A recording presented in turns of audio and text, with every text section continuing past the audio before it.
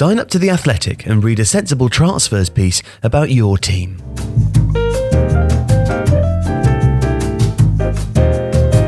Manchester United's Executive Vice Chairman Ed Woodward is not expecting a busy January and recently warned about the need to spend responsibly until supporters return to stadiums full-time. He also suggested that the club and their head coach, Ole Gunnar Solskjaer, are happy to persevere with what they have. "We recognise there's more hard work ahead to achieve the consistency needed to win trophies," he said in November, "but we see positive signs on the pitch and on the training ground that reinforce our belief in the progress being made."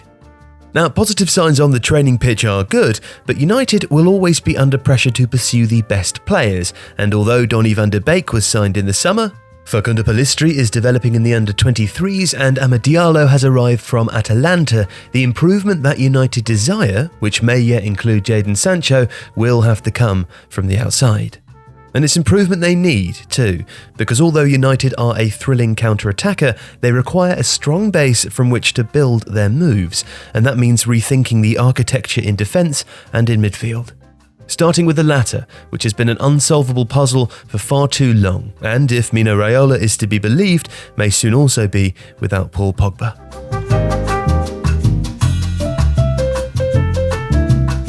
The commonality among United's great sides has been a first-rate all-round midfielder, be it Brian Robson, Roy Keane or Michael Carrick.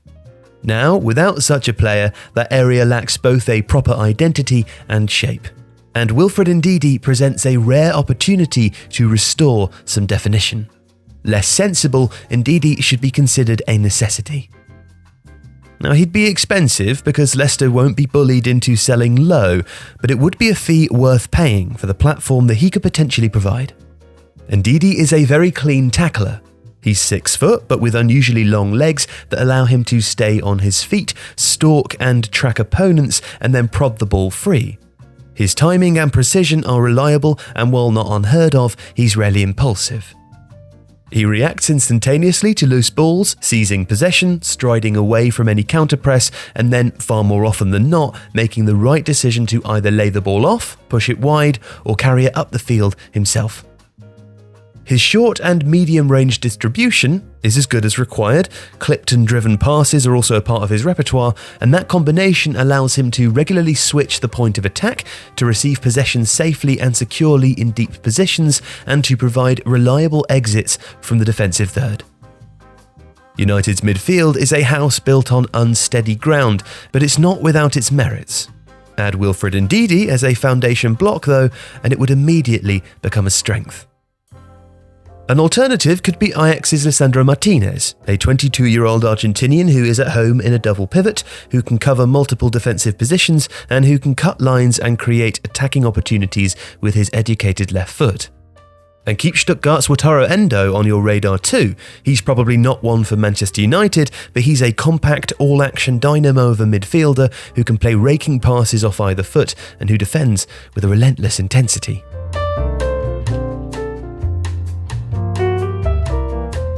At the back, United need more quality, more size, and another left foot. Too many right-footed players narrow the width of the field, and for a team looking to become more than a counter-puncher, a better range of exits is essential.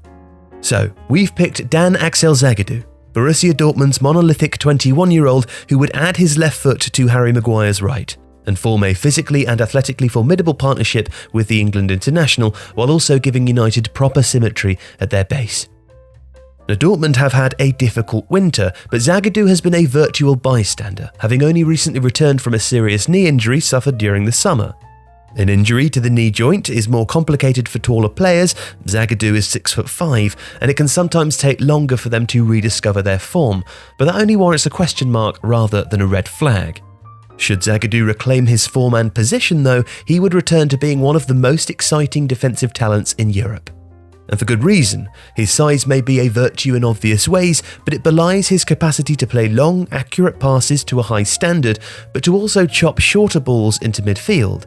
He's not averse to carrying possession either, and the combination of his close control, his size and his speed can see him surge bowling ball-like through the first line of a press.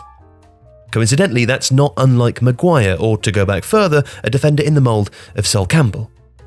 But Zagadou is also still young, meaning that he will not only likely improve, but also appreciate in value as he grows towards his prime years. Dortmund have outmanoeuvred United at the negotiating table in the past, but with the player's contract due to expire in June 2022, their position isn't nearly as strong this time. Elsewhere in Europe, Rennes Nierverwed would be a more creative choice. He also comes with a left foot and a proactive mindset, even if his tackling technique has a slightly clumsy aesthetic which might attract referees. And staying in Liga, where the media pro situation has turned all the talent into low-hanging fruit, Lille's 20-year-old Sven Botman, an Ajax graduate who's piquing the interest of other major clubs, is another physically imposing left-footer. He's maybe more of a project, as his habit of putting hands on attacking players and tackling through them might make him a risk in the VAR era, but he is another name to remember.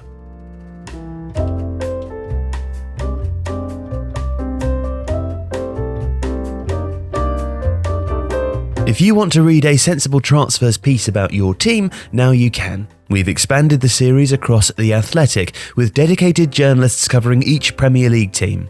And today you can sign up for £1 per week by visiting the link in the description.